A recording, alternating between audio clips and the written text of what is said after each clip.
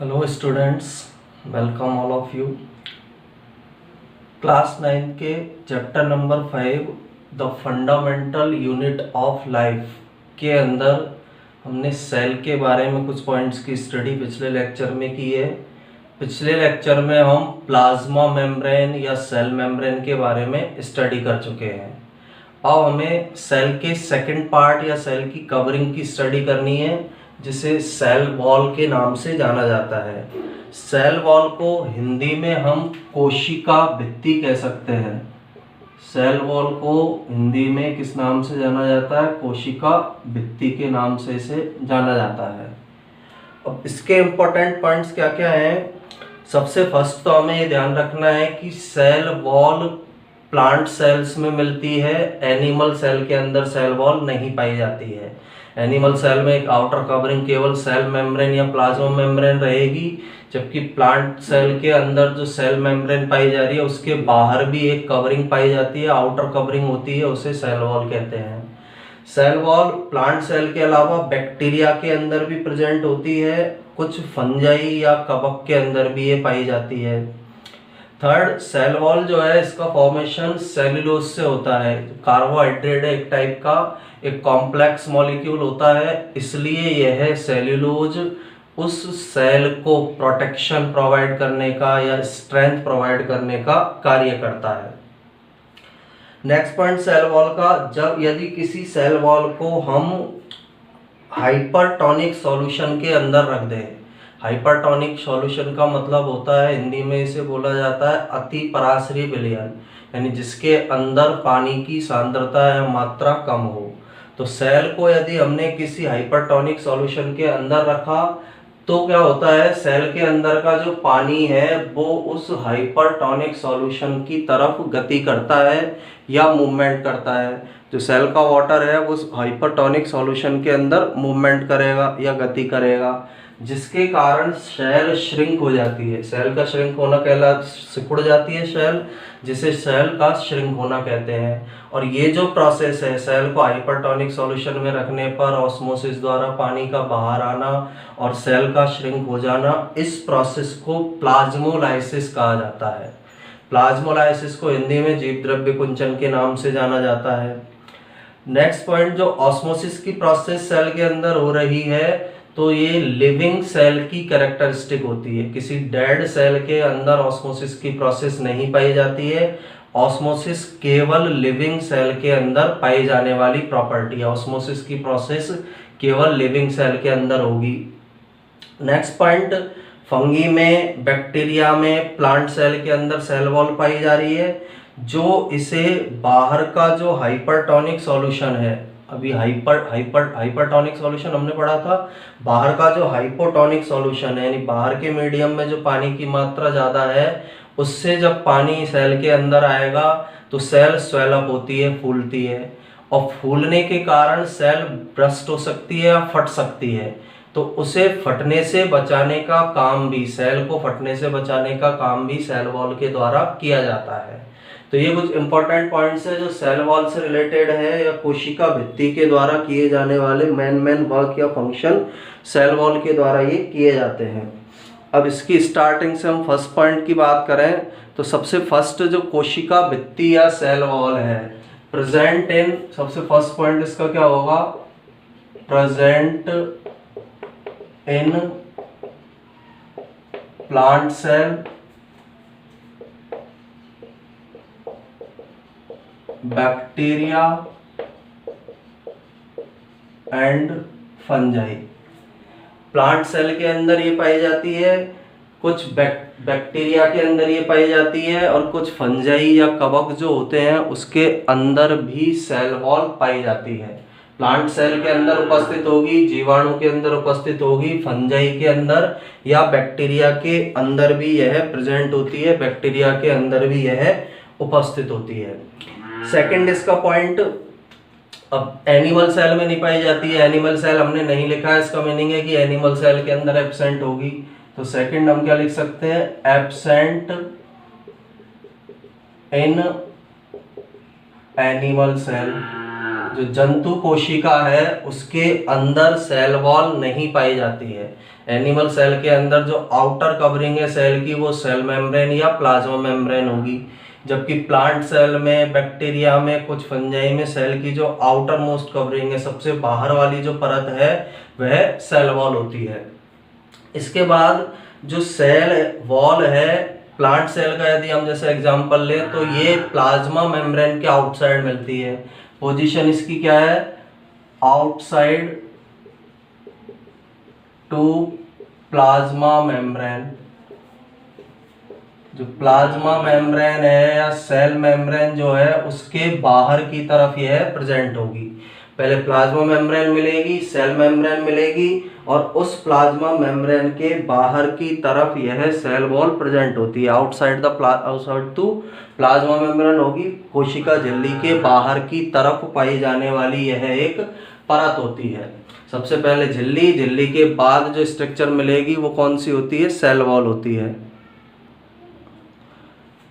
तो सिंपल सा ध्यान ये रखना है, पहले प्लाज्मा मेम्ब्रेन प्लांट सेल में मिलेगी, प्लाज्मा मेम्ब्रेन से बाहर की तरफ सेल वॉल पाई जाती है। इसके बाद जो सेल वॉल का मेन कंपोनेंट होता है, मेनली ये किससे कंपोज होती है? सेलुलोज से। सेल वॉल का जो मेन कंपोनेंट है, मेन कंपोनेंट सेलुलोज होगा। अब सेलुलोज के बारे में हम सबको पता है, एक तरह का कार्बोहाइड्रेट होता है, ग्लूकोज के मॉलिक्यूल्स के मिलने से सेलुलोज का फॉर्मेशन होगा। अब बहुत सारे ग्लूकोज के अणुओं से मिला हुआ है तो एक कॉम्प्लेक्स मॉलिक्यूल है, एक जटिल अणु है, और ये जटिल अणु है, इसी कारण से यह सेल को, प्लांट सेल को स्ट्रेंथ प्रोवाइड करने का काम करता है। संरचनात्मक मजबूती इसके द्वारा प्रदान की जाती है। तो सेलुलोज जो है, cellulose is a complex molecule. Cellulose एक कॉम्प्लेक्स मॉलिक्यूल होता है। So it is provide structural strength to plant cell. यानी सेलुलोज एक कॉम्प्लेक्स मॉलिक्यूल है, इसलिए यह प्लांट सेल को संरचनात्मक स्ट्रेंथ या मजबूती प्रदान करने का कार्य करता है। पादप की जो सेल है उसको स्ट्रेंथ प्रोवाइड करने का काम इस सेलुलोज के द्वारा किया जाता है। रीजन सिंपल सा याद रखना है, सेलुलोज कॉम्प्लेक्स मॉलिक्यूल इसलिए क्योंकि हजारों ग्लूकोज के अणुओं के मिलने से सेलुलोज का फॉर्मेशन होता है। और ये सेलुलोज जो मेन कंपोनेंट है यह प्लांट सेल को स्ट्रक्चरली रूप से स्ट्रेंथ प्रोवाइड करता है, उसे मजबूती प्रदान करने का कार्य करता है।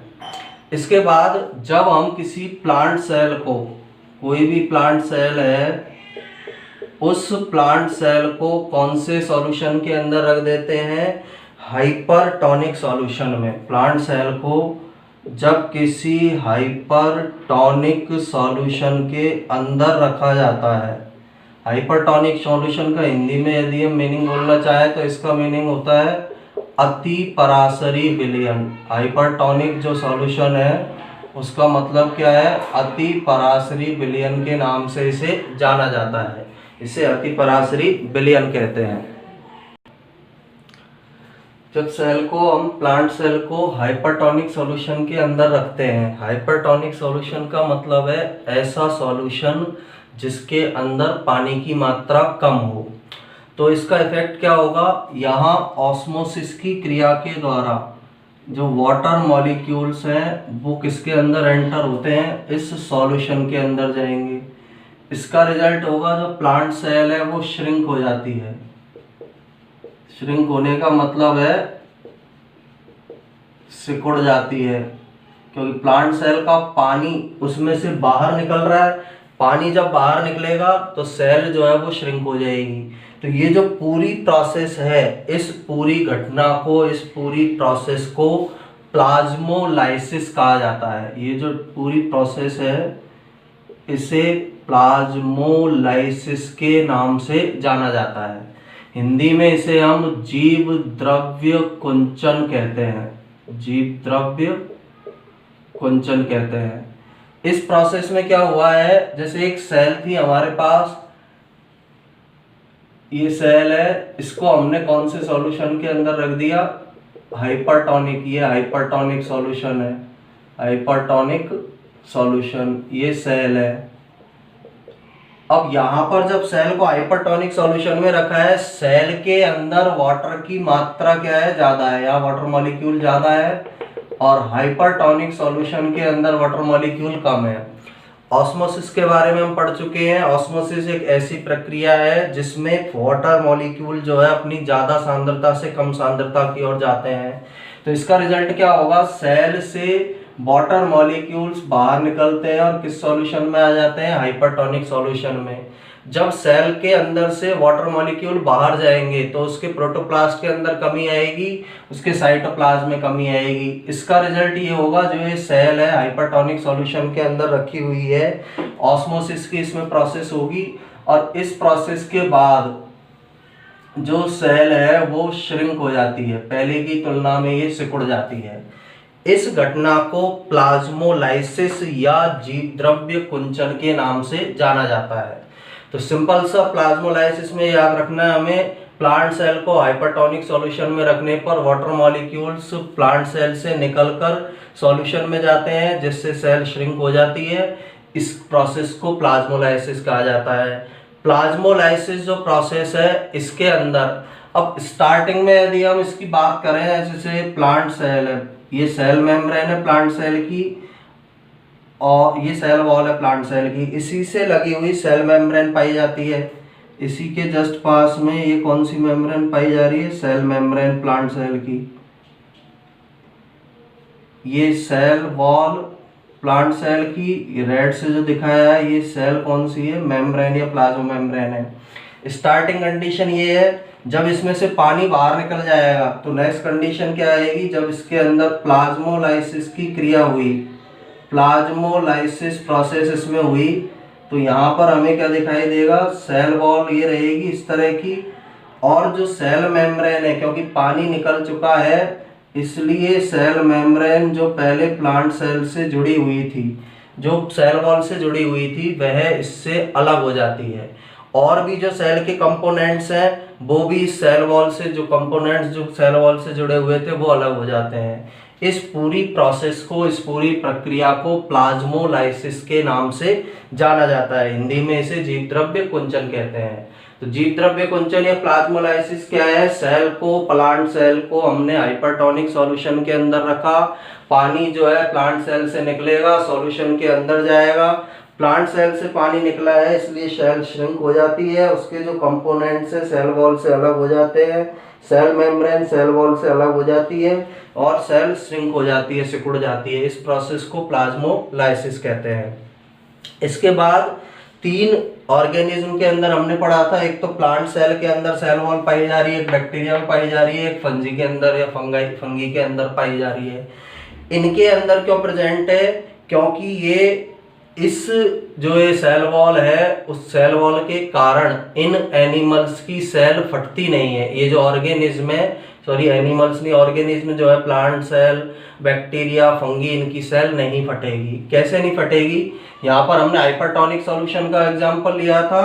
नेक्स्ट एग्जांपल, जैसे प्लांट सेल है, प्लांट सेल को हमने रखा कौन से सॉल्यूशन के अंदर, हाइपोटोनिक सॉल्यूशन, हाइपोटोनिक सॉल्यूशन में, यानी इसे बोलते हैं हम अल्प पराशरी विलयन। पहले पढ़ चुके हैं हम ये हाइपोटोनिक सॉल्यूशन क्या होता है, हाइपरटोनिक कौन सा है और आइसोटोनिक कौन सा है। तो इसमें क्या होगा, वाटर मॉलिक्यूल्स जो है वो किसके अंदर एंटर होंगे, सेल में। सेल क्या हो जाती है, स्वेल अप। स्वेल अप का मतलब होता है फूलना। हाइपोटोनिक सॉल्यूशन एक इस प्रकार का सॉल्यूशन होता है जिसके अंदर वाटर मॉलिक्यूल ज्यादा होते हैं। तो ऑस्मोसिस की प्रोसेस होगी, वाटर मॉलिक्यूल जो है वो ऑस्मोसिस की प्रोसेस के द्वारा किसके अंदर एंटर होंगे, सेल के अंदर एंटर होंगे। सेल में जब ज्यादा वाटर आएगा तो सेल फूलेगी। अब सेल जब फूलेगी तो इसके अंदर जैसे वाटर मॉलिक्यूल आया, ये सेल वॉल है, इसके अंदर वाटर मॉलिक्यूल्स आए तो सेल फूलती है। तो सेल फूलने के बाद जरूरत से ज्यादा पानी जब उसके अंदर आएगा तो वो क्या हो सकती है, फट सकती है, ब्रस्ट अप हो सकती है, फट सकती है। तो उसे फटने से बचाने का काम भी सेल वॉल के द्वारा किया जाता है, क्योंकि ये एक रिजिड स्ट्रक्चर है। ये सेल को फटने से बचाने का काम करती है, सेल को बस्ट अप होने से बचाने का काम इसके द्वारा किया जाता है। किस प्रकार किया जाएगा इसको हम आगे समझते हैं। जैसे ये सेल वॉल, प्लांट सेल जो है उसकी कौन सी वॉल है, ये सेल वॉल है। अब सेल वॉल के अंदर क्या हुआ, जैसे सेल वॉल है और इस सेल वॉल में अंदर कौन सी मेम्ब्रेन पाई जा रही है, सेल मेम्ब्रेन। तो सेल मेम्ब्रेन जब अंदर पानी आएगा तो सेल मेम्ब्रेन एक प्रेशर क्रिएट करती है, सेल वॉल पर एक प्रेशर लगाती है जिसे टर्गर प्रेशर कहा जाता है। उस प्रेशर को किस नाम से जाना जाता है, टर्गर प्रेशर के नाम से। तो टर्गर प्रेशर लगेगा, वो सेल मेम्ब्रेन सेल वॉल पर लगाती है। ये जो बल टर्गर प्रेशर लग रहा है, इसी का just opposite pressure cell wall cell membrane पर लगाती है, जिसे हम वॉल प्रेशर बोलते हैं, वॉल प्रेशर। इसे हिंदी में स्फीति दाब कहते हैं और इसे किस नाम से जाना जाता है, भित्ति दाब। कोशिका भित्ति द्वारा लगाया गया दाब है, इसलिए इसे किस नाम से जाना जाता है, भित्ति दाब के नाम से जाना जाता है। तो सेल वॉल, सेल के अंदर पानी आया, सेल मेम्ब्रेन ने सेल वॉल पर एक प्रेशर लगाया जिसके कारण सेल फूलने लगती है। उस प्रेशर को हम बोलते हैं टर्गर प्रेशर या स्फीति दाब। इस दाब के अपोजिट एक दाब सेल वॉल के द्वारा लगाया जाता है जिसे हम वॉल प्रेशर या भित्ति दाब बोलेंगे। और ये दोनों तरह के जो दाब है एक दूसरे को बैलेंस करके रखते हैं और इनके बैलेंस होने के कारण ही जो सेल है या प्लांट सेल है वह फटती नहीं है, बस्ट अप नहीं होती है, वो फटेगी नहीं। ज़्यादा पानी जब इसके अंदर एंटर हो जाएगा तो भी सेल केवल फूलेगी, स्वलन सेल होगी, लेकिन वो बस्ट अप नहीं होती है, फटती नहीं है। अब एनिमल सेल जो है उसके अंदर सेल वॉल नहीं पाई जा रही है। यदि एनिमल सेल को हमने हाइपरटोनिक सॉल्यूशन के अंदर रखा, वाटर उस सेल के अंदर ऑस्मोसिस के द्वारा जाएगा और एनिमल सेल फट जाती है, स्वेलअप होगी पहले और स्वेलअप होने के बाद वो फट जाती है। तो ये सेल वॉल का फंक्शन है, सेल वॉल के द्वारा ये फंक्शन संपन्न किया जाता है। यानी जो बाहर का एनवायरनमेंट है उसमें जो हाइपोटोनिक सॉल्यूशन पाया जा रहा है, उस हाइपोटोनिक सॉल्यूशन के प्रभाव से सेल को फटने से बचाने का काम सेल वॉल के द्वारा किया जाता है। या हम ये बोल सकते हैं कि जो सराउंडिंग मीडियम जो है सेल का, चारों तरफ सराउंडिंग मीडियम है, उसके अंदर जो चेंजेज हो रहे हैं, जो परिवर्तन हो रहे हैं, उन परिवर्तनों से बचाने का काम सेल वॉल करती है। तो ये सेकंड स्ट्रक्चर के बारे में हमने पढ़ा था सेल से रिलेटेड, जिसे सेल वॉल के नाम से जाना जाता है। इसे एक बार हम फिर से रिवाइज करते हैं। सबसे first point, present in plant cell bacteria and fungi. पादप की कोशिका में मिलेगी, जीवाणु कोशिका में मिलेगी, कवक की कोशिका में ये पाई जाती है। एब्सेंट इन एनिमल सेल, जंतु कोशिका के अंदर सेल वॉल या कोशिका भित्ति नहीं पाई जाती है, एनिमल सेल के अंदर यह एब्सेंट होगी। Third, outside to the plasma membrane, plant cell में, बैक्टीरिया में या कुछ फंजी में ये किसके बाहर पाई जाती है, जो प्लाज्मा मेम्ब्रेन है, ये प्लाज्मा मेम्ब्रेन है, इस प्लाज्मा मेम्ब्रेन के बाहर सेल वॉल पाई जाएगी। मेन कंपोनेंट सेल्यूलोज होता है। सेल्यूलोज किससे बना हुआ है, ग्लूकोज से बना हुआ है। बहुत सारे ग्लूकोज के अणु आपस में मिलकर सेल्यूलोज को बनाएंगे। सेल्यूलोज कॉम्प्लेक्स मॉलिक्यूल है, इसलिए यह प्लांट सेल को स्ट्रक्चरल स्ट्रेंथ प्रोवाइड करने का कार्य करता है, संरचनात्मक कठोरता प्रदान करने का या मजबूती प्रदान करने का काम इसके द्वारा किया जाता है।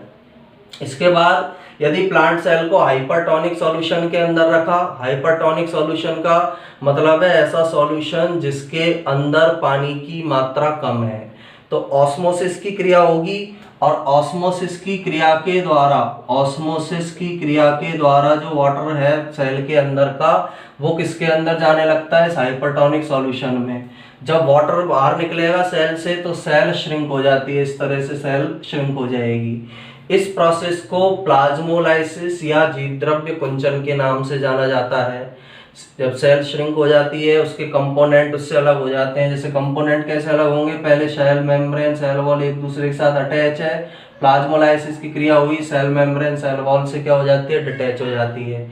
ये प्रोसेस प्लाज्मोलाइसिस या फिर क्या कहलाती है, जीव द्रव्य कुंचन कहलाएगी।